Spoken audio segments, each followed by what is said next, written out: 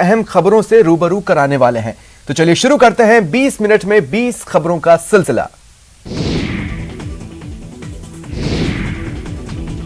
भारी बर्फबारी के बीच राहुल गांधी की भारत जोड़ो यात्रा सोमवार को श्रीनगर में खत्म हो गई। क्लोजिंग सेरेमनी के दौरान शेर-ए-कश्मीर स्टेडियम में रैली रखी गई। इसमें प्रियंका गांधी, महबूबा मुफ्ती, उमर अब्दुल्ला और मल्लिकार्जुन खड़गे और राहुल गांधी ने स्पीच दी। अपना घर नहीं है तो मेरे लिए घर जिसको जो स्ट्रक्चर होता है उसको मैंने कभी घर नहीं माना। वो मेरे लिए मैं कहीं भी रह लूं, वो एक इमारत होती है, वो घर नहीं होता है। सुबह से जारी भारी बर्फबारी के बावजूद कार्यकर्ताओं का उत्साह देखने लायक था। सुबह से ही कार्यालय के बाहर कार्यकर्ताओं की भारी भीड़ देखी गई। उधर राहुल यहाँ भी अलग रंग में दिखे। उन्होंने बहन प्रियंका के साथ बर्फबारी का लुत्फ उठाया। दोनों एक दूसरे पर बर्फ उछालते हुए नजर आए। आपको बताते चले, भारत जोड़ो यात्रा 145 दिन पहले 7 सितम्बर को कन्याकुमारी से शुरू हुई थी।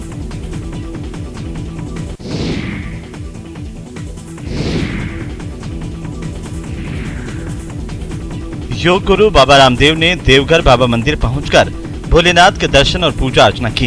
इस दौरान जिला प्रशासन की तरफ से सुरक्षा के कड़े इंतजाम किए गए थे। दरअसल बाबा रामदेव गिरिडीह के पारसनाथ में कार्यक्रम में हिस्सा लेने के बाद लौट रहे थे। इसी दौरान जब वे बाबा नगरी देवघर पहुंचे तो उन्होंने बाबा धाम में पूजा की। मंदिर प्रभारी और देवघर के डीसी ने रामदेव का स्वागत किया। इस दौरान बाबा रामदेव को देखने के लिए लोगों का हुजूम उमड़ पड़ा। मंदिर प्रशासनिक भवन में पतंजलि योग पीठ और भारत स्वाभिमान के कार्यकर्ताओं ने बाबा रामदेव का जोरदार स्वागत किया। बाबा रामदेव ने मीडिया से बातचीत करने के दौरान कहा कि सनातन धर्म योग धर्म है। उन्होंने कहा कि सनातन धर्म को मानकर भारत के संविधान का पालन करें तो भारत वैभवशाली बनेगा।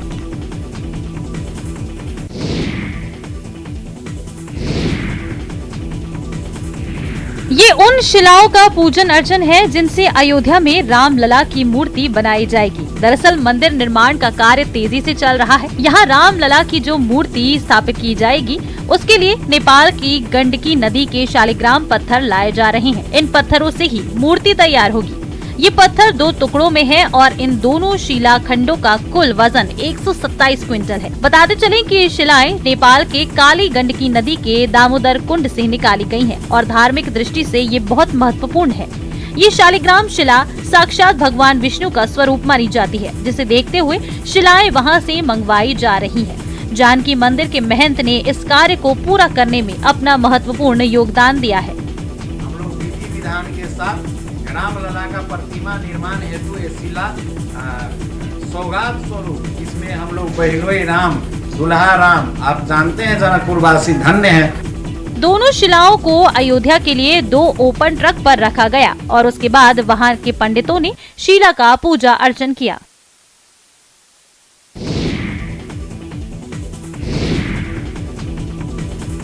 कलाकार पुडुचेरी की संस्कृति को मूर्त रूप देने में जुटे हैं ताकि दुनिया के कोने कोने से पहुंचने वाले नामी गिरामी लोग पुडुचेरी के कल्चर से वाकिफ हो सकें।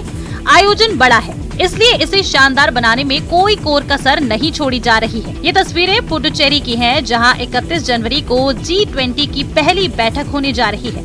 मुख्य सचिव राजीव वर्मा खुद तैयारियों का जायजा लेते नजर आए। आपको बताते चलें कि G20 का गठन वर्ष 1999 में वित्तीय संकट की पृष्ठभूमि में किया गया था, जिसने विशेष रूप से पूर्वी एशिया और दक्षिण पूर्व एशिया को प्रभावित किया था।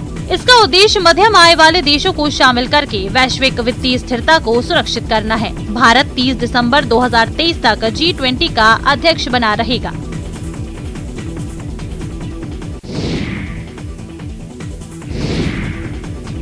यूं तो खाली समय में मनोरंजन के लिए बॉक्स क्रिकेट खेलने का चलन रहा है, लेकिन गुजरात के सूरत में खेले गए बॉक्स क्रिकेट का मकसद खास था। ब्रेस्ट कैंसर अवेयरनेस ग्रुप ने वेसू स्थित CB पटेल क्रिकेट एकेडमी में रविवार को बॉक्स क्रिकेट लीग का आयोजन किया था।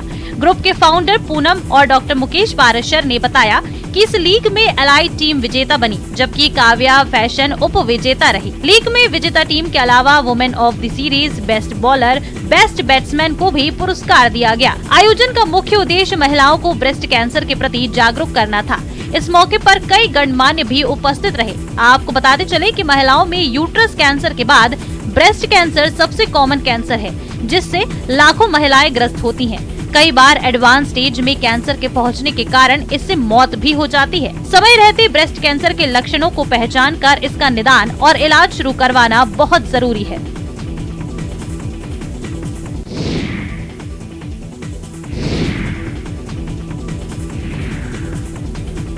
इच्छा शक्ति दृढ़ हो और मन में कुछ कर गुजरने का जज्बा हो तो दिव्यांगता आड़े नहीं आती। यकीन नहीं तो जम्मू कश्मीर के अखनूर के राहुल शर्मा को देख लीजिए, जिन्होंने अपनी दिव्यांगता के बावजूद कई बार अपना और अपने जिले का नाम रोशन किया है।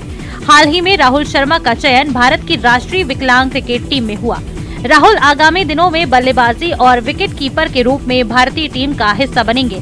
राहुल के दोनों घुटनों में दिक्कत है, लेकिन इससे इनके क्रिकेट के प्रति जुनून में कोई कमी नहीं आई। छोटी छोटी कामयाबियों ने बड़ी कामयाबी की राह रोशन की। आम परिवार से ताल्लुक रखने वाले राहुल के पिता सब्जी की दुकान चलाते हैं। आज वो लाखों लोगों के लिए एक प्रेरणा बन चुके हैं। मुझे तो बहुत खुशी है। पहले तो मैं ये कहना चाहूँगा, मैं as a wicket keeper batsman select हुआ हूँ अपनी दिव्यांग क्रिकेट टीम ऑफ इंडिया में, जो कि चेन्नई में होने वाली है। चेन्नई में हमारा एक टूर्नामेंट होने वाला है, जो T20 टूर्नामेंट, जो 22 से स्टार्ट होगा, 22 से 24 फरवरी तक। दक्षिण अफ्रीका में भारतीय क्रिकेट टीम ने 16 साल बाद फिर इतिहास रचा। जो काम 2007 में महेंद्र सिंह धोनी की टीम इंडिया ने किया था, उसे शेफाली वर्मा की अगुवाई वाली महिला क्रिकेट टीम ने कर दिखाया।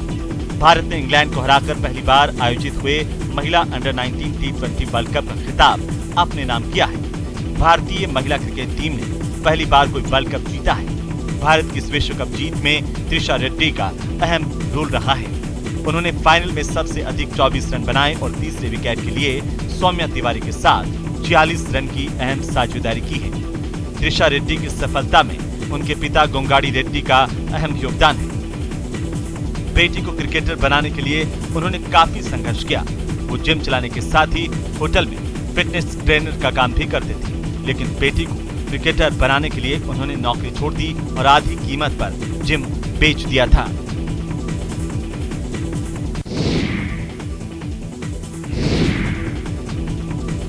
गड़ीसर तालाब, मंदिर पैलेस, पटवा हवेली, पेंटिंग्स ऐसी कि बस पूछिए मत।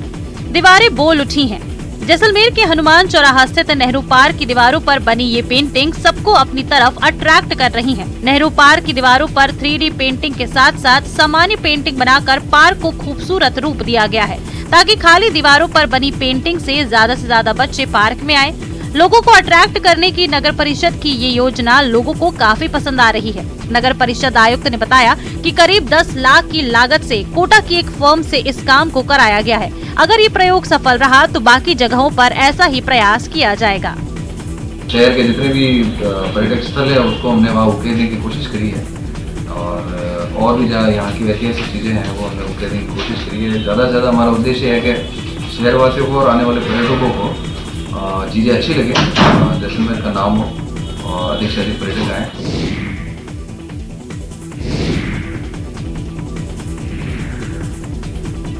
सन सिटी में सामाजिक समरसता की अनूठी मिसाल देखने को मिली। जोधपुर में पावटा स्थित हनुवंत हॉस्टल में सफाई कर्मी के परिवार में शादी के अवसर पर पूर्व और वर्तमान छात्रों ने अनूठी पहल की है। उन्होंने सफाई कर्मी की पत्नी को बहन बनाकर उसकी बेटी की शादी पर 3,71,000 रुपए नकद, घरेलू जरूरत का सामान और 51,000 का चेक देने के साथ चुनरी ओढ़ाकर मायरा भरा।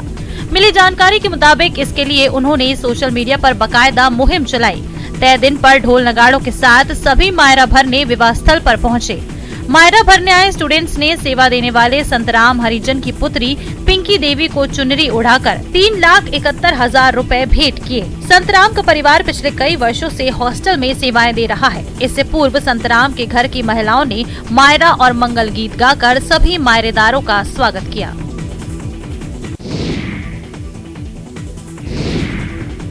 बाघ जैसे जंगली जानवरों को आमतौर पर हम वीडियो में देखते हैं या फिर चिड़ियाघरों में। उन्हें देखने के बाद हम रोमांचित होते हैं, लेकिन जब बाघ रिहायशी इलाकों में आ जाए तो क्या बीतेगा लोगों पर? जाहिर है लोग दहशत में आ जाएंगे। कुछ ऐसा ही हुआ है छत्तीसगढ़ के मनेन्द्रगढ़ के ग्राम पंचायत तोजा में, जहां आरा गांव में बाघ दिखने से हड़कंप मच गया। बाघ को माता कंकाली मंदिर के पास देखा गया। वहां से गुजर रहे किसी शख्स ने बाघ को अपने कैमरे में कैद कर लिया। इसके बाद ग्रामीणों में हड़कंप मचा हुआ है। सूचना वन विभाग को दी गई। गनीमत रही कि बाघ रिहायशी इलाके से वापस जंगल में लौट गया। अगर गांव की तरफ बाघ रुख कर लेता तो अनहोनी भी हो सकती थी।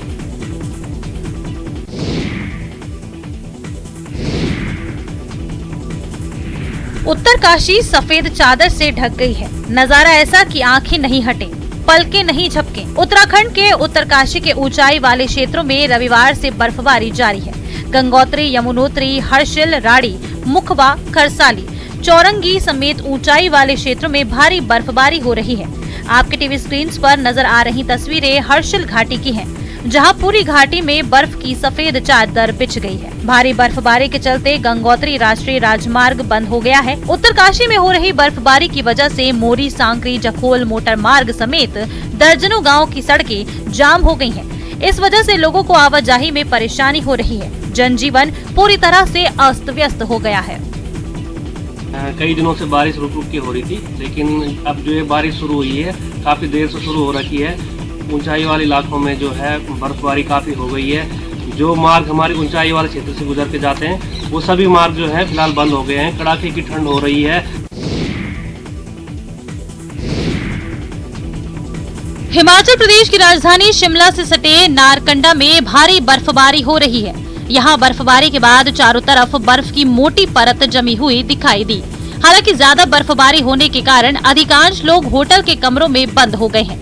आपको बताते चले कि हिमाचल प्रदेश की बर्फबारी का देश भर के लोगों को बेसब्री से इंतजार रहता है। खास तौर पर दिल्ली और यूपी के लोग पहाड़ी राज्य में मौसम का लुत्फ उठाने के लिए भारी संख्या में पहुंचते हैं। इस बार फिर पर्यटकों की भारी भीड़ ने शिमला को गुलजार कर दिया है। आलम यह है कि यहाँ आवाजाही करना भी मुश्किल हो गया है। इस भीड़ से बचने के लिए अब लोग नारकंडा की ओर भाग रहे हैं। नारकंडा राजधानी शिमला से लगभग 65 किलोमीटर दूर है। यहाँ पहाड़ पूरी तरह से बर्फ से ढके होते हैं। पर्यटक इस क्षेत्र की प्राकृतिक सुंदरता और बर्फ को देखकर मंत्रमुग्ध हो जाते हैं।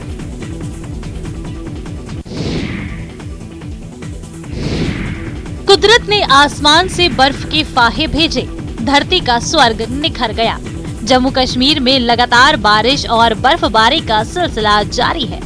आपके टीवी स्क्रीन पर नजर आ रही तस्वीरें बारामूला की हैं।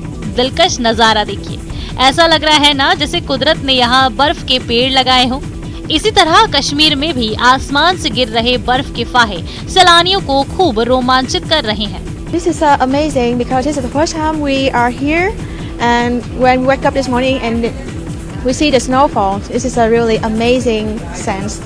बेशक कश्मीर में लगातार बर्फ गिरने के कारण विश्वविद्यालय ने सोमवार से होने वाली परीक्षाओं को स्थगित कर दिया है और हवाई सेवाएं प्रभावित हो गई हैं, लेकिन पर्यटन कारोबारियों के चेहरे भी खिल उठे हैं। इस महीने में बर्फ होती है तो इसी से हमारे यहाँ टूरिज्म बढ़ता है, तो हमारे यहाँ की मतलब जो बेरोजगारी है उसमें से थोड़ी कमी हो जाती है। इसी की वजह से अगर ये नहीं होगा तो हमारा रोजगार मानो कि थोड़ा सा कम ही हो जाता है।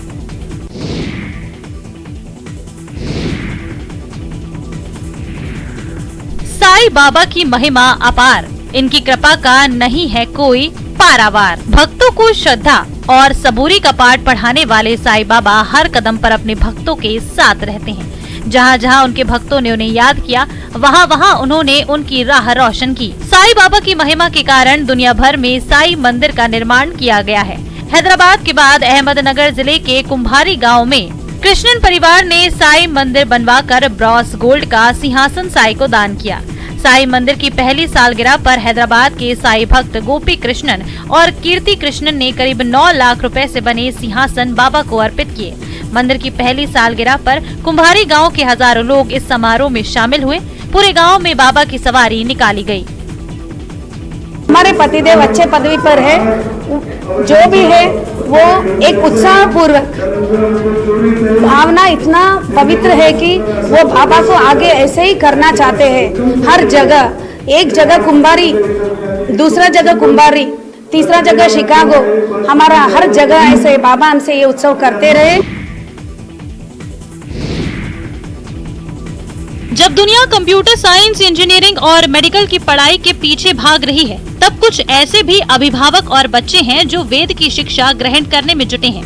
बिहार के लखीसराय के अशोकधाम में प्रदेश का इकलौता वेद विद्यालय है, जहां बिहार के बाहर से भी कई छात्र आकर वेद, गीता और पुराणों की शिक्षा ले रहे हैं। नवंबर 2022 में स्थापित 3 मंजिला वेद विद्यालय में फिलहाल 25 छात्र पढ़ रहे हैं। वेदों की शिक्षा ले रहे छात्रों का मानना है कि भारत की विलुप्त हो रही संस्कृति को जिंदा रखने के लिए वेदों की शिक्षा बहुत जरूरी है। यहाँ पढ़ रहे छात्र बताते हैं कि वेद के प्रति उनकी रुचि बहुत पहले से थी, लेकिन यहाँ कोई वेद विद्यालय नहीं था। अब वेद विद्यालय के खुलने से ये बच्चे वेद के साथ साथ पारंपरिक शिक्षा भी ग्रहण कर रहे हैं। अपने बच्चों का दाखिला वेद विद्यालय में कराने वाले अभिभावकों का भी मानना है कि वेद की शिक्षा पाकर उनके बच्चे आध्यात्मिक और मानसिक रूप से विकसित होंगे। जादूगरी सबको लुभाती है, लेकिन कभी कभी जादूगर की पोल भी खुल जाती है। सोशल मीडिया पर ऐसा ही एक वीडियो वायरल हो रहा है। शख्स ने एक हाथ छड़ी पर रखा है और जबकि उसका धड़ हवा में लटका रहा, जबकि कमर के नीचे का हिस्सा एक तरफ जमीन पर खड़ा है, यानी कि वो शख्स 2 हिस्सों में अलग अलग बटा हुआ दिखाई दे रहा है। जाहिर है ऐसा नजारा देखकर कोई भी सोच में पड़ जाएगा कि क्या वाकई ये कोई ट्रिक है या फिर जादूगरी। लोग जब तक शख्स को महान जादूगर समझते, उसकी ट्रिक पर वाहवाही लुटाते, तब तक बगल से गुजर रहे शख्स ने कुछ ऐसा कर दिया कि बेचारे जादूगर के जादू की सारी हवा निकल गई। असल में शख्स ना कोई जादूगर था, ना ट्रिक में ट्रेंड था। वो तो अपने फनी जुगाड़ से लोगों को धोखा देने की कोशिश कर रहा था, ताकि लोग उसे जादूगर समझकर उसकी तारीफ करें। लेकिन बगल से गुजर रहे शख्स ने जादूगर को एक्सपोज कर दिया। एक हाथ में बुत का पैर वाला हिस्सा पकड़ा और अगले हाथ से छड़ी के रैक पर बैठे शख्स को उल्टा कर दिया। राज में आए तो मुझे बच्चा हुआ और उसके बाद हुआ तो बहुत कमजोर हुआ।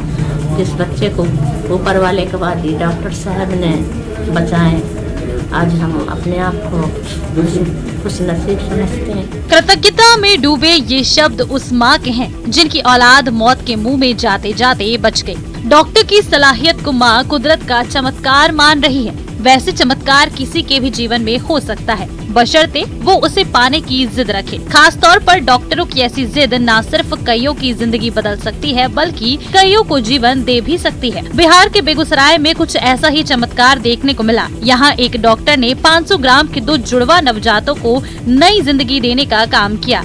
ऐसा चमत्कार तब सामने आया जब बच्चों को जन्म देने वाली माँ, पिता और उसके परिजन भी सारी उम्मीदें छोड़ चुके थे, पर डॉक्टर ने अपनी जिद को चमत्कार में बदल दिया। आमतौर पर 500 ग्राम से कम वजन के बच्चे के जिंदा रहने की उम्मीद नाम मात्र रहती है। इसे आम लोग ही नहीं, डॉक्टर भी मानते हैं। लेकिन डॉक्टर अरविंद कुमार के सफल उपचार से न सिर्फ बच्चे का परिवार बल्कि आम लोग भी इसे चमत्कार मान रहे हैं। परिजनों ने चिकित्सक को फूल माला पहनाकर, मिठाई खिलाकर उसका मुंह भी मीठा कराया।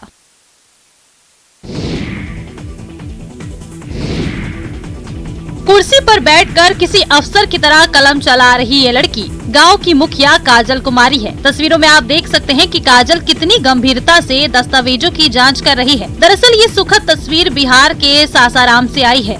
हथिनी पंचायत में 3 दिनों के लिए 9वीं की छात्रा काजल कुमारी को पंचायत का मानक मुखिया बनाया गया है।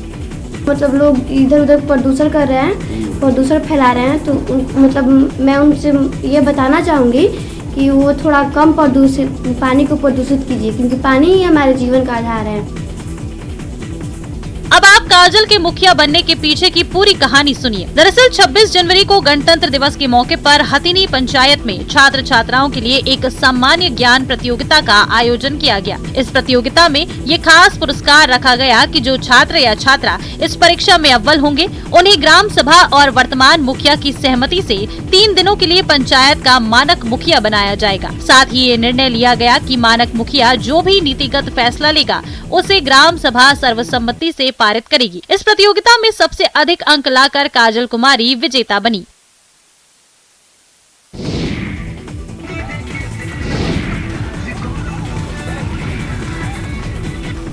डीजे पर जाति सूचक गाने का कानफोड़ म्यूजिक और पगड़ी में पिस्टल बांधकर डांस करती है चुनाव। इस वीडियो को देखकर तो यही कहा जा सकता है कि बिहार में पुलिस का इकबाल अब बिल्कुल खत्म हो चुका है। तभी तो ये युवक बिना किसी डर के सरेआम हथियार लहरा रहा है। पिस्टल के साथ डांस का ये वीडियो सोशल मीडिया पर तेजी से वायरल हो रहा है। वायरल वीडियो बिहार के बक्सर के मुफस्सिल थाना इलाके का बताया जा रहा है। वीडियो में देखा जा सकता है कि सरस्वती पूजा मूर्ति विसर्जन के दौरान एक युवक पिस्टल लहराते हुए कभी उसे अपने सिर पर पगड़ी में बांधता है तो कभी उस पिस्टल से फायर करता है। जरा सोचिए, अगर थोड़ी भी चूक होती और गलती से भी पिस्टल का ट्रिगर दब जाता तो कितना बड़ा हादसा हो सकता था। खुद इस युवक की भी जान जा सकती थी। हालांकि न्यूज़ 18 इस वीडियो की पुष्टि नहीं करता।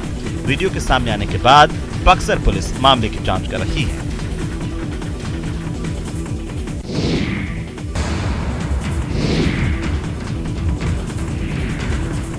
अरे दीवानो, मुझे पहचानो, मैं हूँ कौन। डिस्को में गाना बज रहा था और लोग थिरक रहे थे। तभी कुछ ऐसा हुआ कि महफिल में मच गई अफरा तफरी। तस्वीरें देखिए पहले। यहाँ काफी भीड़ है। डिस्को की धुन पर थिरकते हुए पैर लड़खड़ाने लगे। बताया जा रहा है कि ये वीडियो छत्तीसगढ़ के बिलासपुर का है, जहाँ बर्थडे सेलिब्रेशन हो रहा था। इसी बीच कुछ लोगों ने लड़कियों से धक्का मुक्की कर दी, जिसका लड़कियों के दोस्तों ने विरोध किया तो वहीं मारपीट शुरू हो गई। सिविल लाइन थाना के तंत्रा बार का ये मामला है। पीड़ित की शिकायत के बाद पुलिस ने मामला दर्ज कर लिया है और जांच की जा रही है। फिलहाल इतना ही, दीजिए इजाजत, नमस्कार।